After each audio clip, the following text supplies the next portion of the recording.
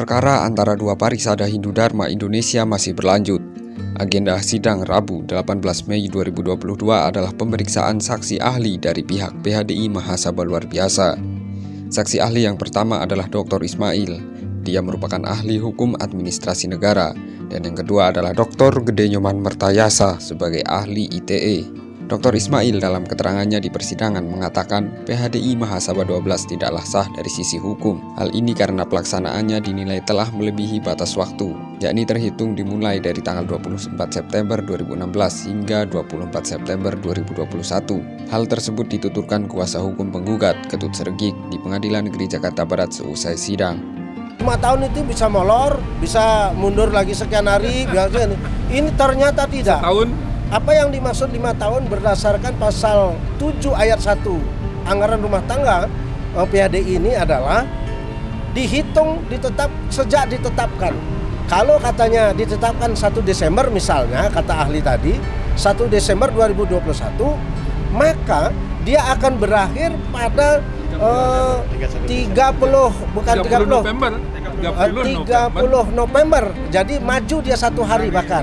Maju 1 hari, tidak 1 Desember juga. Saya tanyakan, apakah tidak 1 Desember? Tidak, dia maju 1 hari karena penghitungan tepat itu adalah dari tanggal 1 ke 30. Jadi seperti itu, maju 1 hari. Bahkan maju ya, umat untuk dipahami, 1 hari majunya. Berarti lebihnya sudah berapa hari itu kalau di 24 Oktober. Dengan dinyatakannya sebagai tidak sah tersebut, Komang Priyambada menambahkan, maka segala kegiatan maupun keputusan yang dilakukan di luar masa 5 tahun tersebut dinilai tidak sah dari sisi hukum administrasi negara. Apakah pada saat Mahasabha 12 pertanggungjawabannya bisa diterima? Jelas tidak bisa diterima. Kenapa? Orang sudah lewat masa berlakunya jabatan tersebut, sehingga pertanggungjawabannya pun tidak sah, tidak berakibat hukum apa-apa.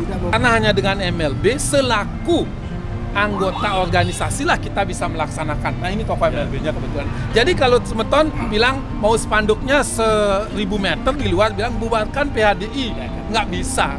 Jadi yang melakukan adalah yang ada di dalam organisasi tersebut. Dan kita sudah lakukan dengan baik. MLB terjadi, kemudian masa jabatan habis, apapun yang dilakukan setelah masa jabatan tidak ada pengaruh hukumnya lagi. Jadi bapak-bapak, ibu-ibu yang mengantongi SK setelah tanggal tersebut, siap-siap SK-nya tidak berlaku, jadi itu oleh hukum. Kemudian, tidak adanya legal standing yang dimiliki penggugat dalam hal ini adalah AHU, disebut Dr. Ismail tidak menjadi masalah selama perkara ini masih dalam perkara perdata. Nah, dia bilang begini jawabannya, ini adalah ranah masih hukum keperdataan, siapa saja boleh menggugat, yang penting dia menjadi anggota organisasi itu.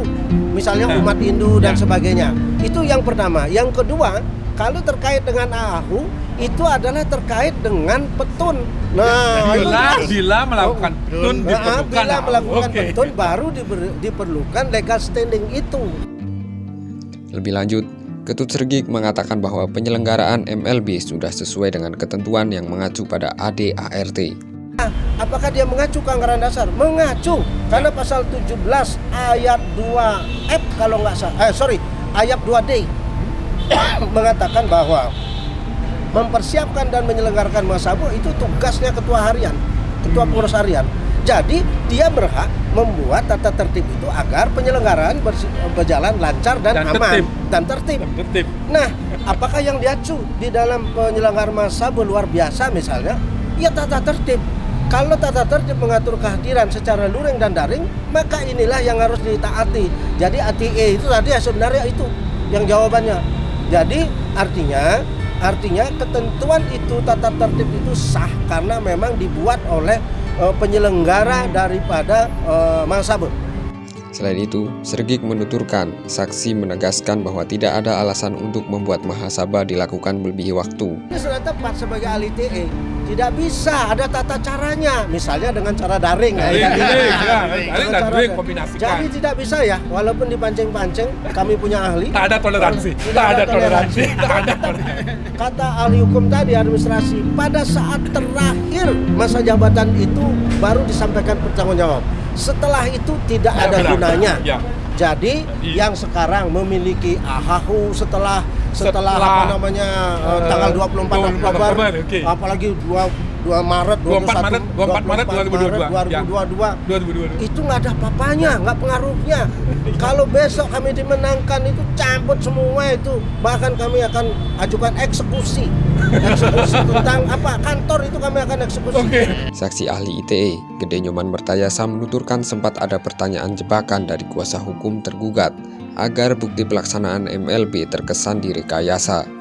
Jadi dari kuasa hukum pihak tergugat itu sangat ngotot untuk istilahnya mau menjebak bahwa kita melakukan rekayasa. Tetapi saya bantah, di kami itu tidak ada yang bisa melakukan rekayasa. Itu memang harus benar-benar orang ahli IT. Gitu. Bisa dilacak. Tetapi walaupun direkayasa begitu mudah sekali dilacak Oleh ahli IT. Oleh ahli IT juga. Saya beri contoh seperti orang mau foto gitu. Orang di foto ya seperti itu. Pas di print, loh kok ada kumisnya. Tanggal berapa? Tanggal 18. Boleh nggak? Tanggal Besoknya 18 muncul. Zoom. Terus besoknya nggak ada Zoom gitu loh. Tapi tercatat. Apakah itu bisa? Ya kalau nggak ada Zoom, ya Zoomnya ya nggak bisa dong gitu loh. Sementara itu, menanggapi kesaksian ahli hukum tata negara, Yanto Jaya menyimpulkan bahwa gugatan melanggar hukum yang ditujukan kepada 6 tergugat tidaklah tepat. Nah, khusus untuk yang disampaikan oleh saksi ahli tadi, satu organisasi bila terjadi sengketa di antara para pengurusnya, harusnya gugatannya adalah gugatan sengketa organisasi. Jadi bukan gugatan yang lain. Nah, dalam hal ini gugatan yang dilakukan oleh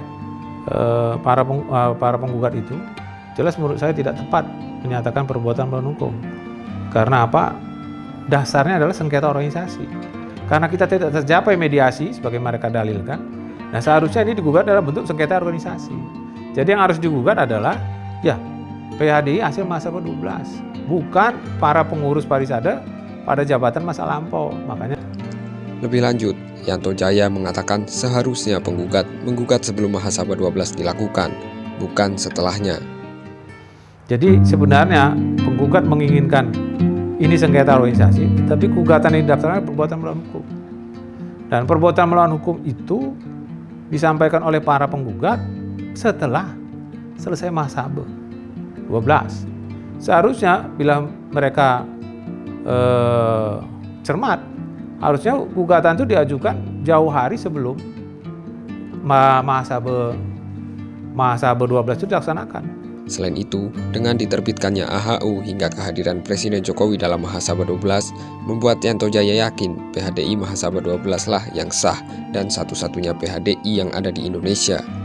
Dan kita juga mendapat apresiasi dari pemerintah dengan kehadiran Pak Jokowi secara daring memberikan sambutan pada saat pembukaan, dan Bapak Wakil Presiden juga memberikan pengarahan pada saat penutupan. Di samping juga kita mendapat pengarahan dari Menteri Agama sebagai